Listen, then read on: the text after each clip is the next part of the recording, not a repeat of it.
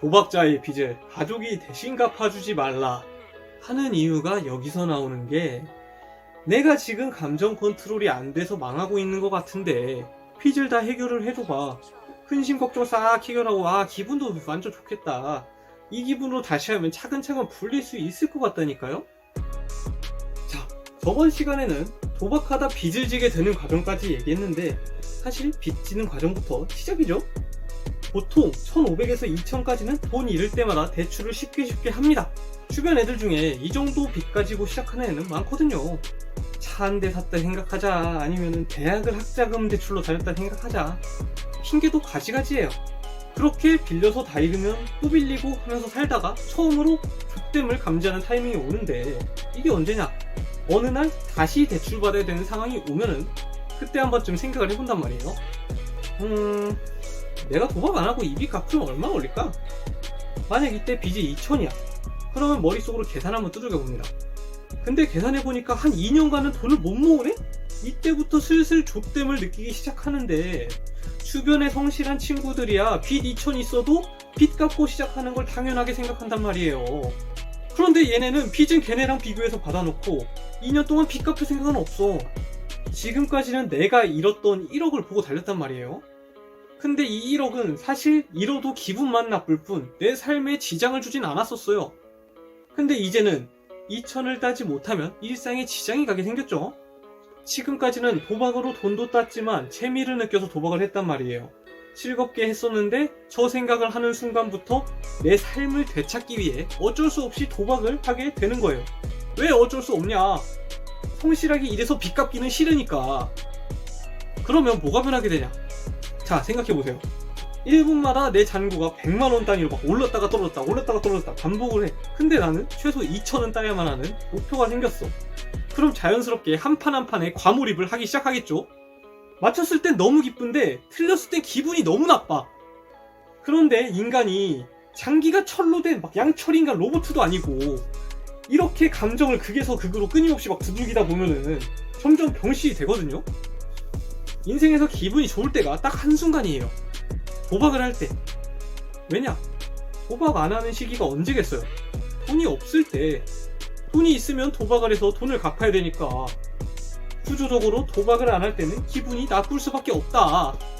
그렇게 빚은 점점 늘어나서 내 신용 한계치까지 받게 되는데, 여기서 웃긴 게 읽다 보면은 또 깨달음을 얻습니다. 감정 컨트롤이 안 되니까 게임이 잘 안 되네? 예전에는 잃을 때도 있었지만 딸 때도 정말 많았단 말이에요. 그런데 감정 컨트롤이 안 되니까 한 판에 막 돈을 많이 건다든지 막 이런 자기 딴에는 실수를 계속 한단 말이죠. 그래서 계속 돈을 잃는 것 같고 하니까 깨달음을 얻는 거예요. 도박자의 빚을 가족이 대신 갚아주지 말라 하는 이유가 여기서 나오는 게, 내가 지금 감정 컨트롤이 안 돼서 망하고 있는 것 같은데 빚을 다 해결을 해줘봐. 근심 걱정 싹 해결하고 기분도 완전 좋겠다. 이 기분으로 다시 하면 차근차근 풀릴 수 있을 것 같다니까요. 백날 해결해줘도 똑같은 상황으로 돌아오는 게 어찌 보면은 당연하다. 날이 갈수록 빚이랑 걱정거리는 점점 늘어나는데, 기분도 롤러코스터 마냥 막 업다운 반복을 하다 보니까 점점 정신이 이상해지고, 이쯤 오면 신기한 게 우리 몸이 주인을 살리기 위해서 발악을 하기 시작합니다. 자, 매일같이 꿈을 꾸기 시작하는데 어떤 꿈이냐? 금전적으로 대박나는 꿈을 꾼다. 스케일도 크게 로또 대박이나 막 비트코인이 몇천 배 오르는 그런 꿈을 꾸는데, 이미 정신 상태가 오락가락하는 상태다 보니까 이게 깨어나서도 현실이랑 구분을 막 못해요. 항상 저기압으로 살다 보니까 꿈에서라도 행복하라고 뇌가 환상을 막 보여준단 말이에요. 이렇게까지 상황이 오면은 해결 방법은 단 하나죠. 어떻게든 현금을 구해서 어떤 식으로든 돈을 불려서 빚을 갚아야 된단 말이에요. 근데 대출은 이제 안 나와. 돈을 구할 데가 없는데 검색을 하다 보면은 신용이 안 좋아도 나를 도와주겠다는 데가 있어요. 당연히 불법이긴 한데 종류는 내구재 아니면 불법 대출, 이거 외에도 몇 가지 방법으로 인생을 조질 수 있는데, 위에 두 개가 좀 대표적입니다.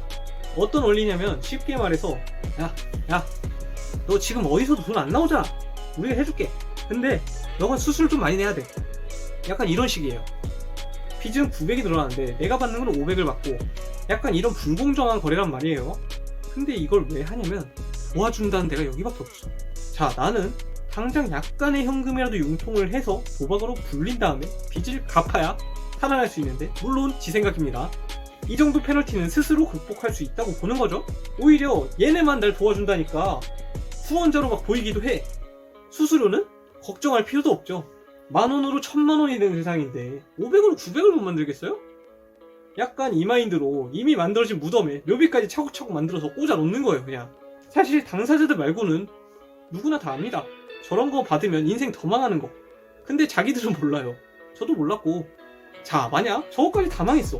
그러면 이제 지인 찬스를 쓰게 되는데, 이게 순서가 왜 이러냐면 이전까지는 주변에 안 알리고 나 혼자 일을 벌일 수 있었단 말이에요.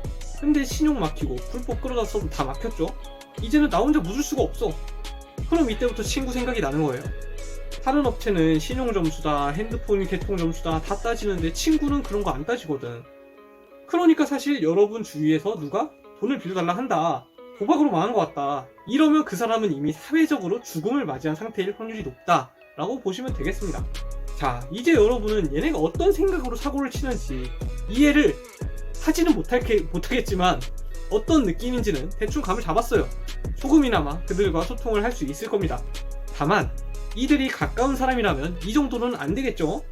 이들을 수리하는 원리와 방법까지도 다음에 다뤄보도록 하겠습니다.